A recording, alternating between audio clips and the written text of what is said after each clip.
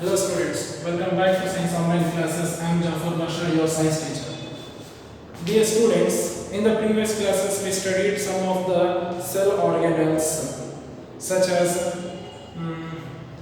ribosome, lysosome, endoplasmic reticulum and so on. So today in this class we will go study about the one other type of cell organelle which is most important called mitochondria. The mitochondria is very important because this mitochondria is known as the powerhouses of a cell. Powerhouses. So just take an example. So in our home, so for various purposes we need the power. That is nothing but the electricity. So without electricity, so many functions are not going on in our homes. Understood? So like that, without the power, without the energy within the cell also, the functions are not take place. Because the energy which is required for the biochemical activities within the cell is released by this mitochondria. Understood? So whatever the chemical activities, biochemical activities going on in the cell, that biochemical activities required energy. That energy is released by mitochondria in the form of ATP. ATP molecule means adenosine triphosphate.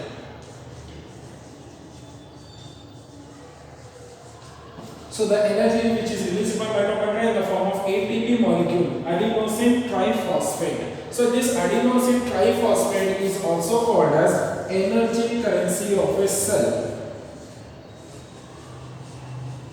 Energy currency of a cell.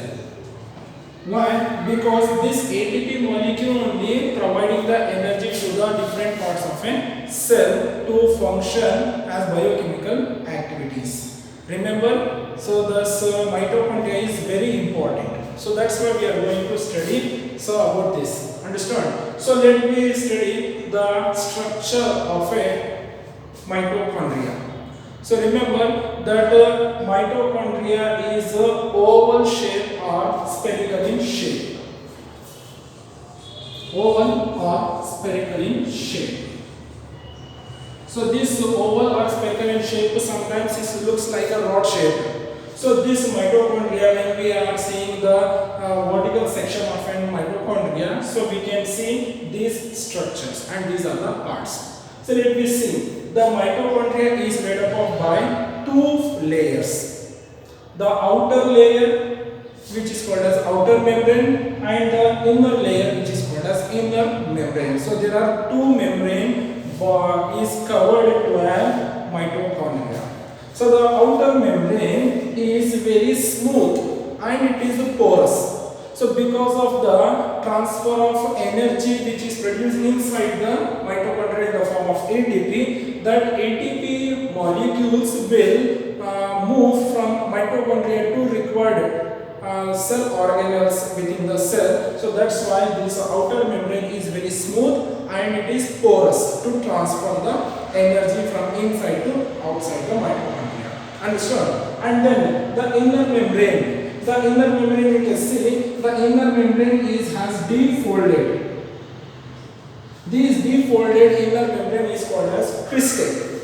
The defoldings of the inner membrane is called as cristae. This deep infolding cristae is giving a large surface area for the production of ATP molecules. So if it is defolded, it will be get the large area. So that's why this large area very helpful for the production of the ATP molecules in the cristae. Understood? So after that one, the mitochondria having the matrix. This matrix is giving the surface, the place for the enzymes. So many enzymes are present in the matrix. Not only these enzymes, but also remember the mitochondria is a unique cell organelle because it contains its own DNA and ribosome. Remember, its own DNA and ribosome. That's why it is a unique, and because of that reason, DNA and ribosomes, they can be able to synthesize some of the proteins.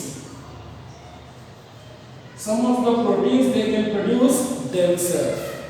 So, if I'm not wrong, we can say that the mitochondria, the alone cell organelle, have the ability to lead an individual life because it has its own DNA as well as it can prepare their own proteins. Understood? So that's why it is a unique cell organelle which is called as mitochondria. So this mitochondria is, as I told you, supplies the power to the cell required for the biochemical activities. Understand? So this is all about the structure and the function of one of the cell organelle called as mitochondria. So in our next videos, we will discuss about the remaining cell organelles such as plastids and vacuoles. So if you have go through the textbooks to again the study about the structure and functions. Thank you, Vanita.